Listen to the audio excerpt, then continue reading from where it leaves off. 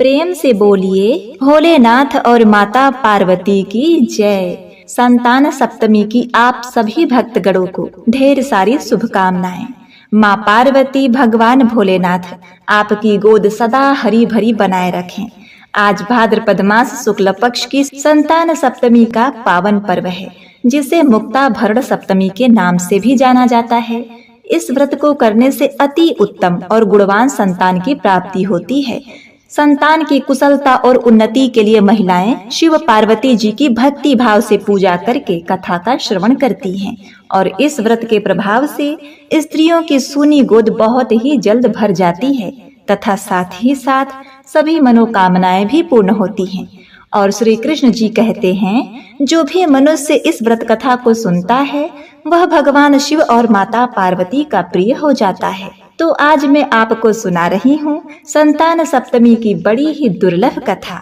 तो इस कथा को बड़ी श्रद्धा और प्रसन्न चित्त मन से पूरा सुनिएगा। आधी अधूरी कथा को सुनने से व्रत पूर्ण नहीं माना जाता।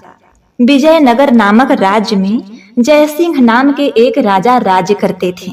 राजा बड़े ही प्रजा प्रेमी और सबका भला चाहने वाले थे। उनके राज्य में उनके परिवार को और प्रजा को किसी तरह की कोई कमी नहीं थी। सब लोग बहुत ही खुशहाल और सुख शांति से रहते थे। लेकिन राजा को हमेशा एक चिंता सताती रहती थी, क्योंकि उस राजा और रानी को कोई संतान नहीं थी। एक दिन राजा सुबह सवेरे सैर पर निकले, तब एक औरत अपने घर के बाहर झाड़ू लगा रही थी। राजा को देखकर वह बोली, हे भगवान, आज सुबह सवेरे कैसे मनहूस आदमी का चेहरा देख लिया। आज का दिन तो बहुत खराब जाएगा। राजा ने यह बात सुनी, किंतु वे उस बात को टालते हुए अपने महल में वापस लौट गए। राजा पूरे दिन इसी घटना को याद करके दुखी और परेशान हो गए। रात के भोजन के समय जब उनकी रानी ने उनके चिंता का कारण पूछा तो उन्होंने कुछ नहीं कहकर बात को टाल दिया। लेकिन जब रानी के बहुत बार पूछने पर कि हे महाराज, आपको क्या चिंता सता रही है, आपको किस बात की परेशानी है, तो राजा ने अपनी रानी को सुबह वाला घटनाक्रम बता दिया। राजा की बात सुनकर रानी को बहुत दुख हुआ। वह प्रजा की देखभाल में कोई कमी नहीं रखती थी और ऊपर से भगवान शिव और माता पार्वती की बहुत बड़ी भक्त थी। लेकिन फिर भी उसको संतान न होने की वजह से लोग उसका चेहरा देखना अशुभ मानते थे। राजा की परेशानी की वजह से रानी को भी चिंता हो गई। इस प्रकार रानी को दुखी देखकर रानी की जो दासी थी उसने रानी से वह बात पूछी। उसने कहा कि हे रानी साहिबा, आपकी चिंता का कारण क्या है? वह क्या चीज है जो आपको परेशान कर रही है? रानी ने उसे टालना चाहा, लेकिन दासी के बहुत आग्रह करने पर रानी ने अपनी सेविका को राजा के साथ सुबह जो कुछ भी हुआ था वह सब सुना दिया। इस बात पर रानी की सेविका ने उन्हें विश्वास दिलाया कि आप मेरी बात मानो और जैसा मैं कहूँ वैसा ही करना। इस पर रानी ने अपनी दासी की बात मान ली। रानी की दासी ने अगले दिन पूरे राज्य में मुनादी फिरवा दी कि रानी गर्भवती हो गई है। इस बात से राजा बहुत खुश हुए। इस बात से खुश होकर उन्होंने ढेर सारे उपहार प्रजाजनों में बंटवाए और जब राजा रानी से मिलने गए तो दासी ने उन्हें रोकते हुए कहा, हे महाराज, क्षमा कीजिए, जब तक रानी को बालक नहीं हो जाता तब तक आप उनके कक्ष में प्रवेश नहीं करेंगे। राजा के बहुत मनाने पर भी दासी नहीं मानी और राजा वहां से रवाना हो गए। अब एक दिन रानी बैठी बैठी परेशान हो रही थी। अपनी दासी के कहने पर रानी ने राजा से ही नहीं बल्कि पूरे राज्य की प्रजा से झूठ बोला था कि वह गर्भवती है। धीरे धीरे करते करते 9 महीने पूरे हो गए। तब रानी को दिन रात चिंता सताने लगी। रानी बड़ी मुश्किल में फंस गई थी, क्योंकि उसे पता था कि राजा कभी भी आकर उससे पूछ सकते हैं कि बताओ हमारा बालक कहाँ है। तब रानी राजा को क्या जवाब देगी? रानी ने यह अपनी दुविधा अपनी दासी को कह सुनाया, लेकिन दासी ने उन्हें कहा, हे रानी, आप निश्चिंत होकर मेरा विश्वास करें। तब दासी ने पूरे राज्य में एक बार फिर से मुनादी फिरवा दी कि रानी ने एक बहुत ही सुंदर पुत्र को जन्म दिया है। अब यह सूचना सुनकर राज्य में सभी लोग बहुत ही प्रसन्न हुए। जब राजा अपने पुत्र को देखने के लिए रानी के कमरे में गए तो दासी ने उन्हें दरवाजे पर ही रोक लिया और कहा कि हे महाराज, जब आपने इतनी प्रतीक्षा कर ही ली है तो थोड़ी प्रतीक्षा और कर लीजिए। अब आप अपने पुत्र का मुख कुछ समय बाद ही देखना। दासी ने फिर नगर में मुनादी फिरवा दी कि राजकुमार का नामकरण संस्कार हो गया है, और फिर कुछ समय बीतने के बाद उसने एक और मुनादी करवाई कि राजकुमार का मुंडन संस्कार भी हो गया। अब एक दिन राजा रानी के कक्ष में रानी से मिलने गए। दासी ने उन्हें दरवाजे पर ही रोककर बोला, हे महाराज, अभी अपने पुत्र का मुख देखना आपके लिए शुभ संकेत नहीं है, इसलिए आप अपने पुत्र को सिर्फ तभी देख पाएंगे जब वह 12 वर्ष तक का हो जाएगा। जब उसकी 12 वर्ष की उम्र हो जाएगी तब उसका विवाह करेंगे, तब आप अपने पुत्र का मुख उसके विवाह मंडप में ही देखिएगा। यह कहकर दासी रानी का कमरा अंदर से बंद कर दिया। धीरे धीरे समय बीतता गया। 12 वर्ष पूरे हो गए। 12 वर्ष पूरे होने पर दासी ने अपने राजा से कहा, हे महाराज, अब आपका पुत्र 12 वर्ष का हो गया है, आप उसके विवाह की तैयारी करवाना शुरू कर दीजिए। राजा ने अपने पुत्र के लिए दूर देश की एक बहुत ही सुंदर राजकुमारी से अपने पुत्र का विवाह तय करा दिया। अब उधर राज्य में राजकुमारी की शादी की तैयारी बहुत धूमधाम से चलने लगी। दूसरी तरफ दासी ने 1.25 मन चावल का आटा मंगवाया। उस आटे से उसने एक बहुत ही सुंदर आकर्षक 12 वर्ष के बालक जितना पुतला बनवाया। इस पुतले पर दासी ने मेवे और मिश्री से बहुत ही सुंदर सजावट की। उसके बाद दासी ने उस पुतले को बिल्कुल एक दूल्हे की तरह सजाया और एक पालकी मंगवाया। दासी ने उस चावल के पुतले को बहुत ही सुगंधित कर दिया, इत्र, चंदन और गुलाब छिड़क दिए और उसे पालकी में बैठा दिया। दासी ने राजा से विशेष प्रार्थना की कि हे महाराज, यह राजकुमार मेरे साथ रहेंगे, इसलिए मैं उनके साथ उनके पालकी में बैठूंगी। दासी की यह प्रार्थना राजा ने स्वीकार कर ली और बारात चलने लगी। चलते चलते बारात एक घने जंगल से गुजरी और रास्ते में भादो मास शुक्ल पक्ष की सप्तमी तिथि आई। तो वहीं पर स्थित एक शिव पार्वती मंदिर में सभी स्त्रियां संतान सप्तमी की पूजा कर रही थी। वहीं माँ पार्वती की सखियां 64 योगिनी भी आई हुई थी। दासी ने विश्राम करने के लिए कहा। उसके बाद दासी उस चावल के पुतले को पालकी में ही रखकर पानी पीने के लिए सैनिकों के साथ जंगल में चली गई। अब इधर 64 योगिनियों को बहुत ही अच्छी खुशबू आई और उन्होंने देखा कि यह खुशबू तो एक पालकी से आ रही है। डाकनी शाकनी 64 योगिनी ने पालकी में झांक कर देखा तो उन्हें पता चला कि पालकी में एक बहुत ही विशाल मानव रूपी मिठाई रखी हुई है। अब क्या था, सबने मिलकर उस मिठाई को पूरा खा लिया। मिठाई खाकर 64 योगिनी वापस मंदिर में चली गईं। जब दासी और सिपाही पानी पीकर वापस आए तो देखा कि पालकी में तो कोई नहीं है। यह देखकर दासी बहुत घबरा गई। वह शिव पार्वती जी के मंदिर में जाकर जोर जोर से विलाप करने लगी। कहने लगी, हे माता, हे शिव जी, मुझे मेरे बेटे को लौटा दो, बेटा लौटा दो, हे माँ, बेटा लौटा दो। दासी का विलाप सुनकर पार्वती जी प्रकट हुई तो दासी ने माता से कहा, हे माता, मुझे मेरा बेटा लौटा दो। तो माता ने कहा, अब मैं तुम्हें बेटा कहाँ से दूं? और मिठाई बहुत सुगंधित थी, मेरी योगिनियां उसे खा गईं। लेकिन दासी ने विलाप करना नहीं छोड़ा और दासी बोली, मिठाई रूपी मानव प्रतिमा के बदले उसे सचमुच उसके बदले एक 12 वर्ष का बालक चाहिए। अब दासी को इस प्रकार रोते पीटते देखकर माता पार्वती मान गई और उन्होंने कहा, ठीक है, मैं तुम्हें एक बेटा देती हूँ, लेकिन मेरी एक शर्त है। दासी ने कहा कि माता बताइए, आपकी क्या शर्त है? पार्वती माता ने कहा, मैं तुम्हें एक बेटा जरूर दूंगी, लेकिन 24 घंटे के अंदर मैं अपना बेटा वापस ले लूंगी। दासी ने माता की बात मान ली और पार्वती जी ने अपने चमत्कार से दासी को एक बहुत ही सुंदर 12 वर्ष का बेटा दे दिया। इतना अप्रतिम सुंदर बालक देखकर दासी तो आश्चर्यचकित हो गई। बालक को पालकी में बिठाकर जब वह विवाह स्थल पर पहुंची तो राजकुमार को सामियाने में बैठाया गया तब दासी ने राजा से कहा, हे महाराज, आप अपने पुत्र का चेहरा देख सकते हैं। जब राजा अपने राजकुमार के पास आया, अपने बेटे का इतना सुंदर और मनमोहक रूप देखकर आश्चर्यचकित रह गया। तब राजा ने कहा, बालक की इतनी सुंदरता की वजह से ही आपने मुझे इतने वर्ष तक इसके पास नहीं आने दिया, लेकिन अब मैं अपने पुत्र को आंख भर देखूंगा। राजकुमार का विवाह धूमधाम से संपन्न हुआ और सभी लोग वापस अपने राज्य आ गए। दासी ने रानी को अपने बेटे और बहू की आरती उतारने के लिए दरवाजे पर बुलाया, लेकिन रानी तो डर के मारे अपने कमरे में कांप रही थी कि असल में उसका कोई पुत्र तो है ही नहीं।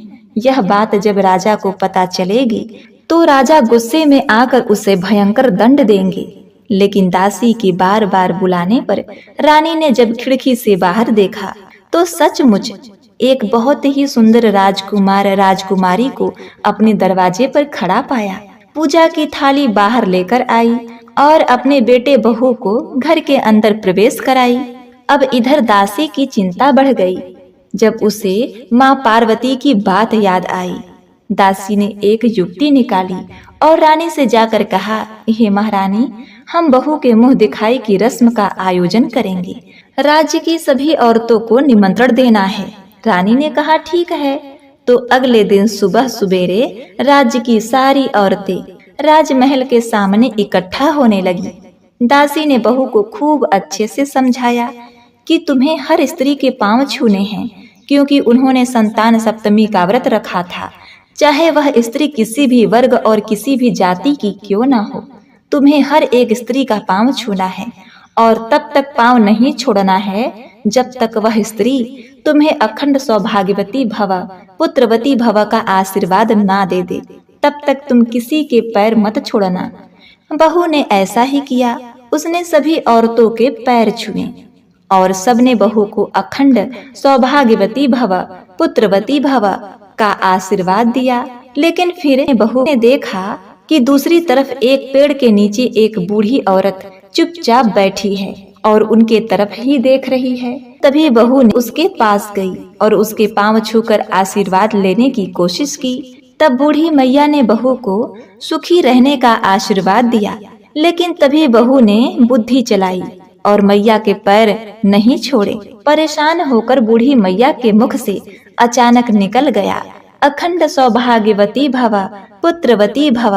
इतना कहते ही दासी वहां भागते भागते आई और बूढ़ी मैया से बोली, हे माता, हमने आपको पहचान लिया। अब आप अपना बेटा वापस नहीं ले जा सकती, क्योंकि आपने हमारी बहू को अखंड सौभाग्यवती भव का आशीर्वाद दिया है, पुत्रवती होने का आशीर्वाद दिया है।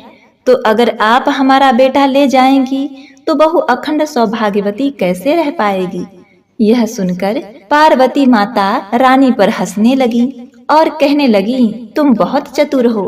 और तब माता ने उन्हें आशीर्वाद देकर कहा, हे रानी, भादो मास के शुक्ल पक्ष की सप्तमी तिथि को संतान सप्तमी का व्रत रखना। इस व्रत के प्रभाव से जल्द ही सूनी गोद भर जाती है।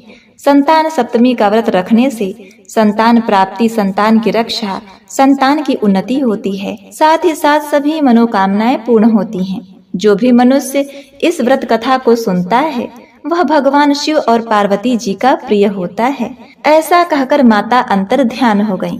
तभी से नगर की सभी स्त्रियां संतान सप्तमी के व्रत को विधि पूर्वक करने लगी। इस प्रकार दासी और रानी और बहू सभी सुख समृद्धि से रहने लगे। हे माता रानी, हे माँ पार्वती भोलेनाथ, जिस प्रकार आपने रानी को पुत्र देकर उसके बाझ होने के कलंक को दूर किया, उसी प्रकार इस कथा को सुनने वाले, कहने वाले और हुंकारा भरने वाले अपने सभी भक्तों का जीवन सुखमय बनाना। प्रिय भक्तगणों, अब आइए श्रवण करते हैं संतान सप्तमी व्रत की मुख्य कथा, जिसे सुनने से ही यह व्रत पूर्ण होता है। तो इसे पूरा जरूर सुने। एक दिन महाराज युधिष्ठिर ने भगवान श्री कृष्ण से कहा, हे प्रभु, कोई ऐसा उत्तम व्रत बतलाइए जिसके प्रभाव से मनुष्य के सांसारिक दुख दूर होकर वे पुत्र एवं पौत्रवान हो जाएं। यह सुनकर भगवान बोले, हे राजन, तुमने बड़ा ही उत्तम प्रश्न किया है। मैं तुमको एक पौराणिक इतिहास सुनाता हूँ, ध्यान पूर्वक सुनो। एक समय लोमस ऋषि ब्रजराज की मथुरापुरी में वसुदेव देवकी के घर गए। ऋषिराज को आया हुआ देख दोनों अत्यंत प्रसन्न हुए तथा उनको उत्तम आसन पर बैठाकर उनका अनेक प्रकार से वंदन और सत्कार किया तथा मुनि के चरणोदक से अपने घर तथा शरीर को पवित्र किया। लोमस ऋषि ने कहा, हे देवकी, दुष्ट दुराचारी कंस ने तुम्हारे कई पुत्र मार डाले हैं, जिसके कारण तुम्हारा मन अत्यधिक दुखी है। इसी प्रकार राजा नहुष की पत्नी चंद्रमुखी भी दुखी रहा करती थी, किंतु उसने संतान सप्तमी का व्रत विधि विधान सहित किया, जिसके प्रताप से उसको संतान का सुख प्राप्त हुआ। यह सुनकर देवकी ने हाथ जोड़कर मुनि से कहा, हे ऋषिराज, कृपा करके रानी चंद्रमुखी का संपूर्ण वृत्तांत तथा इस कथा का विधान विस्तार पूर्वक बतलाइए, जिससे मैं भी इस दुख से छुटकारा पाऊं। लोमस ऋषि ने कहा, हे देवकी, अयोध्या के राजा नहुष थे। उनकी पत्नी चंद्रमुखी अत्यंत सुंदर थी। उनके नगर में विष्णुगुप्त नामक एक ब्राह्मण रहा करता था। उसकी पत्नी का नाम भद्रमुखी था। वह भी अत्यंत रूपवती सुंदर थी। रानी और ब्राह्मणी में अत्यंत प्रेम था। एक दिन दोनों सरयू नदी में स्नान करने के लिए गई। वहां उन्होंने देखा कि बहुत सी स्त्रियां सरयू नदी में स्नान करके निर्मल वस्त्र पहनकर एक मंडप में शिव एवं पार्वती की मूर्ति स्थापित कर पूजा कर रही थीं। रानी और ब्राह्मणी ने यह देखकर उन स्त्रियों से पूछा कि हे बहनों, तुम यह किस देवता का और किस प्रकार से पूजन व्रत आदि कर रही हो? यह सुनकर स्त्रियों ने कहा कि हम संतान सप्तमी का व्रत कर रही हैं और हमने शिव पार्वती जी का पूजन वंदन आदि से षड्सोपचार विधि से किया है। यह सब ऐसी पुनित संतान सप्तमी व्रत का विधान है। यह सुनकर रानी और ब्राह्मणी ने भी इस व्रत को करने का मन बना लिया और संकल्प किया और घर वापस लौट आई। ब्राह्मणी भद्रावती तो इस व्रत को नियम पूर्वक कर रही थी, किंतु रानी चंद्रमुखी कभी इस व्रत को करती और कभी आलसवश इस व्रत को भूल जाती। कुछ समय बाद दोनों मर गईं। दूसरे जन्म में रानी बंदरिया और ब्राह्मणी ने मुर्गी की योनि पाई, परंतु ब्राह्मणी मुर्गी की योनि में कुछ भी नहीं भूली और भगवान शंकर तथा पार्वती जी का ध्यान करती रही। उधर रानी बंदरिया की योनि में भी सब कुछ भूल गई। थोड़े समय बाद दोनों ने यह देह त्याग दी। अब इनका तीसरा जन्म मनुष्य योनि में हुआ। उस ब्राह्मणी ने एक ब्राह्मण के यहाँ कन्या के रूप में जन्म लिया और ब्राह्मण कन्या का नाम भूषण देवी रखा गया तथा उसका विवाह गोकुल निवासी अग्निशील नामक ब्राह्मण से कर दिया गया। भूषण देवी इतनी सुंदर थी कि वह आभूषण रहित होते हुए भी अत्यंत सुंदर लग रही थी। कामदेव की पत्नी रति भी उसके सम्मुख लजाती थी। भूषण देवी के अत्यंत सुंदर सर्वगुण संपन्न चंद्रमा के समान धर्मवीर कर्मनिष्ठ सुशील स्वभाव वाले 8 पुत्र उत्पन्न हुए। यह सब शिव जी के व्रत का पुनित फल था। दूसरी ओर शिव पूजा से विमुख रानी के गर्भ से कोई पुत्र नहीं हुआ। यह निसंतान दुखी रहने लगी। रानी और ब्राह्मणी में जो प्रीति पहले जन्म में थी, वही प्रीति और दोस्ती इस जन्म में भी थी। रानी जब वृद्ध अवस्था को प्राप्त होने लगी, तब उसके बहरा गूंगा तथा बुद्धिहीन अल्प आयु बालक उत्पन्न हुआ। वह 9 वर्ष की आयु में इस क्षण भंगुर संसार को छोड़कर चला गया। अब तो रानी पुत्र शोक से अत्यंत दुखी हो व्याकुल रहने लगी। दैव योग से भूषण देवी को जब रानी के बारे में पता चला, तो वह रानी के यहाँ अपने पुत्रों को लेकर पहुंची। रानी का हाल सुनकर उसे बहुत दुख हुआ, किंतु कर्म और प्रारब्ध के लिखे को स्वयं ब्रह्मा भी नहीं मिटा सकते। रानी अपने कर्तव्य से विमुख थी, ऐसे ही कारण उसे दुख भोगना पड़ा। इधर रानी ब्राह्मणी के इस वैभव और 8 पुत्रों को देखकर अपने मन में ईर्ष्या करने लगी तथा उसके मन में पाप उत्पन्न हुआ। उस ब्राह्मणी ने रानी का संताप दूर करने के लिए अपने 8 पुत्र रानी के पास छोड़ दिए। रानी ने पाप के वशीभूत होकर उस ब्राह्मणी पुत्रों की हत्या करवाने के विचार से लड्डू में विष मिलाकर उसको खिला दिया परंतु भगवान शिव शंकर की कृपा से उनका एक भी बाल बाका न हुआ। अब रानी ने उन बच्चों को पानी में डुबोकर मरवाने की कोशिश की, उस पर भी वे सब बच गए। फिर रानी ने जल्लादों को उनको ले जाकर जंगल में मार डालने को कहा। जल्लादों ने जब बहुत प्रयास किया तो वह सफल नहीं हो पाया। भगवान शिव शंकर की कृपा से एक भी बालक की मृत्यु नहीं हुई। यह देखकर तो रानी अत्यंत ही आश्चर्यचकित हो गई और इस रहस्य का पता लगाने की मन में ही ठान ली। उसने भूषण देवी को अपने घर बुलावा भेजा। बुलावा पाकर भगवान की पूजा से निवृत्त होकर वह भूषण देवी वहां आई तो रानी ने कहा कि मैंने तेरे पुत्र को मारने के लिए इसको जहर मिलाकर लड्डू खिला दिया, किंतु इसमें से एक भी नहीं मरा। तुमने कौन सा दान पुण्य व्रत किया है जिसके कारण तेरे यह पुत्र नहीं मरे और तू नित्य नए सुख भोग रही है? तेरा बड़ा सौभाग्य है। इसका भेद तू मुझसे निष्कपट होकर समझा। मैं तेरी बड़ी ऋणी रहूंगी। रानी के ऐसे दीन वचन सुनकर भूषण ब्राह्मणी कहने लगी, सुनो, तुमको 3 जन्म का हाल कहती हूँ, सो ध्यान पूर्वक सुनना। पहले जन्म में तुम राजा नहुस की पत्नी थी और तुम्हारा नाम चंद्रमुखी था। मेरा भद्रावती था और ब्राह्मणी थी। हम दोनों अयोध्या में रहते थे और मेरी तुम्हारी बड़ी प्रीति थी। एक दिन दोनों सरयू नदी में स्नान करने गए। दूसरी स्त्रियों को संतान सप्तमी का व्रत उपवास करते देखकर, शिव जी का पूजन अर्चन करते देखकर हमने उस व्रत को करने का संकल्प लिया, लेकिन तुम सब कुछ भूल गई और झूठ बोलने का दोष तुमको लगा और आज भी भोग रही हो। मैंने इस संतान सप्तमी व्रत को आचार विचार सहित नियम पूर्वक सदैव किया और आज भी करती हूँ। दूसरे जन्म में तुमने बंदरिया का जन्म लिया और मुझे मुर्गी की योनि मिली। भगवान शंकर की कृपा से इस व्रत के प्रभाव से मैं इस जन्म में नहीं भूली और निरंतर उस व्रत को नियम पूर्वक करती रही। तुम अपने बंदरिया के जन्म में भी भूल गई। मैं तो समझती हूँ कि तुम्हारे ऊपर यह जो भारी संकट है उसका एकमात्र यही कारण है और दूसरा कोई नहीं। इसीलिए मैं तो कहती हूँ अब आप भी संतान सप्तमी व्रत को विधि सहित करिए, जिससे तुम्हारा यह संकट दूर हो जाए। लोमस ऋषि ने कहा, हे देवकी, भूषण ब्राह्मणी के मुख से अपने पूर्व जन्म की कथा तथा संतान सप्तमी व्रत संकल्प इत्यादि सुनकर रानी को पुरानी बातें याद आ गई और पश्चाताप करने लगी तथा भूषण ब्राह्मणी के चरणों में पड़कर क्षमा याचना करने लगी और भगवान शंकर पार्वती जी की अपार महिमा के गीत गाने लगी। उस दिन से रानी नियमानुसार संतान सप्तमी का व्रत किया, जिसके प्रभाव से रानी को संतान सुख भी मिला तथा संपूर्ण सुख भोग कर रानी शिवलोक को गई।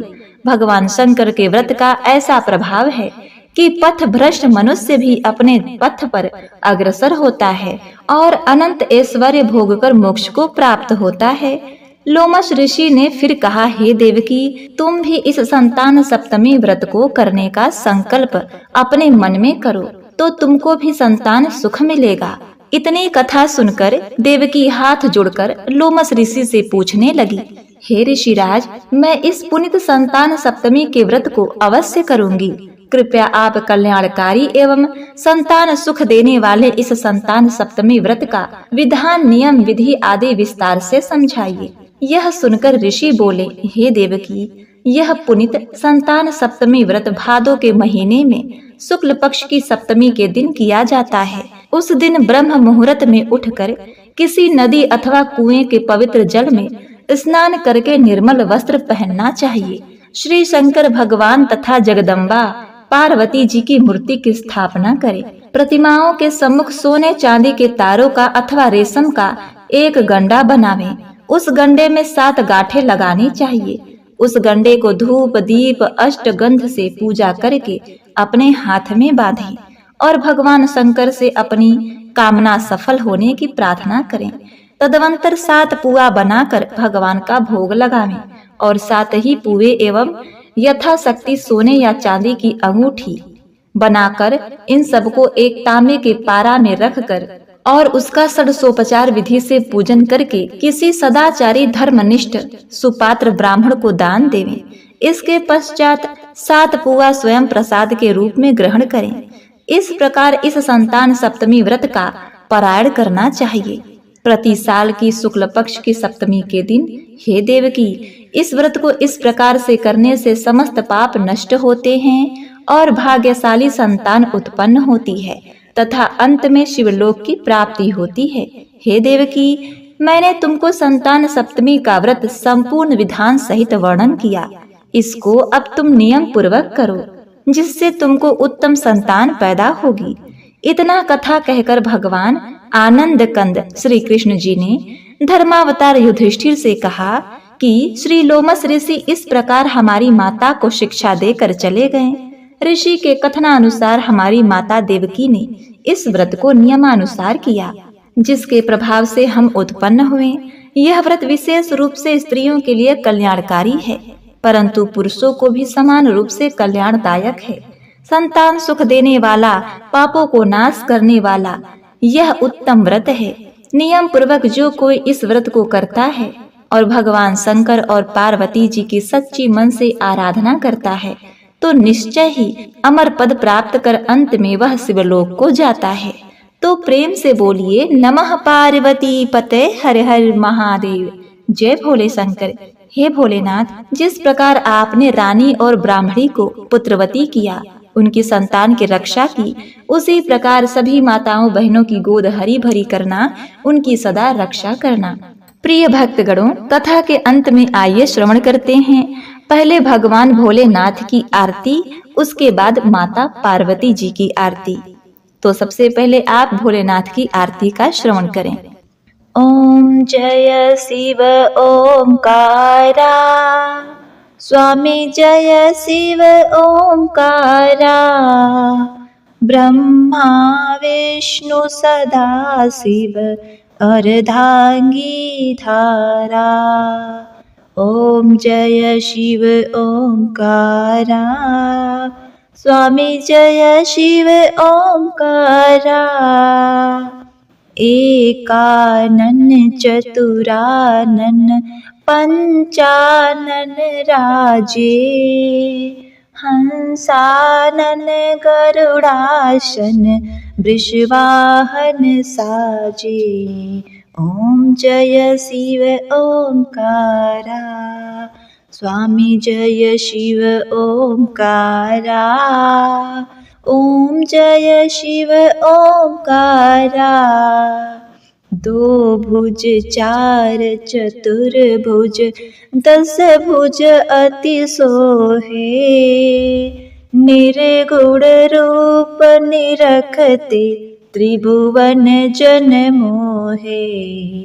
ओम जय शिव ओंकारा, अक्षय माला वन माला मुंड माला धारी, त्रिपुरारी कंशारी करमाला धारी। ओम जय शिव ओंकारा, ओम जय शिव ओंकारा, स्वामी ओम जय शिव ओंकारा। श्वेतांबर पीतांबर बाघंबर अंगे, सनकादिक गरुडादिक भूतादिक संगे। ओम जय शिव ओंकारा, ओम जय शिव ओंकारा, स्वामी जय शिव ओंकारा। करके मधक मंडलु चक्र त्रिशूलधारी, सुखकारी दुखहारी जगपालनकारी। ओम जय शिव ओंकारा, ब्रह्मा विष्णु सदा शिव जानत अविवेका, मधु कटभ दो मारे सुर भयहीन करे। ओम जय शिव ओंकारा, ओम जय शिव ओंकारा, स्वामी जय शिव ओंकारा। लक्ष्मी व सावित्री पार्वती शंगा, पार्वती अर्धांगी शिवलहरी गंगा। ओम जय शिव ओंकारा।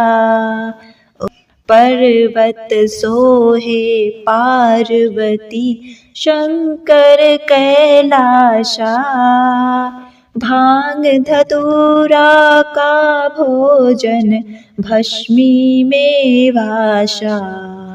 ओम जय शिव ओंकारा।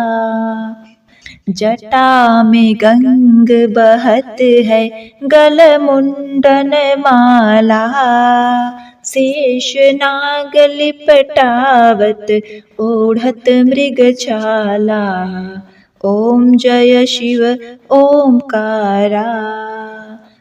काशी में विराजे विश्वनाथ नंदी ब्रह्मचारी, नित उठत दर्शन पावत महिमा अति भारी। ओम जय शिव ओंकारा। ओम जय शिव ओंकारा।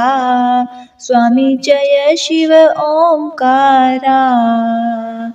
त्रिगुण स्वामी जी की आरती जो कोई नर गावे, कहत शिवानंद स्वामी मन वांछित फल पावे। ओम जय शिव ओंकारा। ओम नमः शिवाय। प्रिय भक्तगणों, आइए अब श्रवण करते हैं माता पार्वती की आरती। जय पार्वती माता, मैया जय पार्वती माता। ब्रह्म सनातन देवी शुभ फल की दाता। जय पार्वती माता। जय पार्वती माता। जय पार्वती माता। ब्रह्म सनातन देवी शुभ फल की दाता। जय पार्वती माता। अरिकुल पद्म विनाशिनी जय सेवक त्राता। जग जीवन जगदम्बा हरिहर गुण गाथा। जय पार्वती माता। सिंह को वाहन साजे कुंडल है साथा। देव बधू जस गावत नित्य करत ताथा। जय पार्वती माता। सतयुग रूपशील अति सुंदर नाम सती कहलाता। हेमांचल घर जन्मी सखियन संग राता। जय पार्वती माता। शुंभ निशुंभ विदारे हेमांचल स्थाता। सहस्त्र भुजा तनु धरि के चक्र लियो हाथा। जय पार्वती माता। सृष्टि रूप तू ही है जननी शिव संग रंग राता। नंदी भृंगी विनीलही सारा जग माता। जय पार्वती माता। देवन अर्ज करत हम चित को लाता।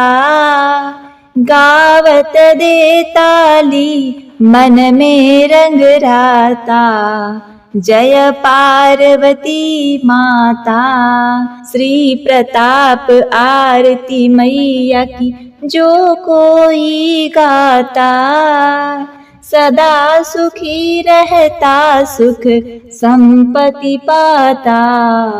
जय पार्वती माता, मैया जय पार्वती माता, जय पार्वती माता। प्रेम से बोलिए उमापति शिव शंकर भगवान की जय, पार्वती मैया की जय।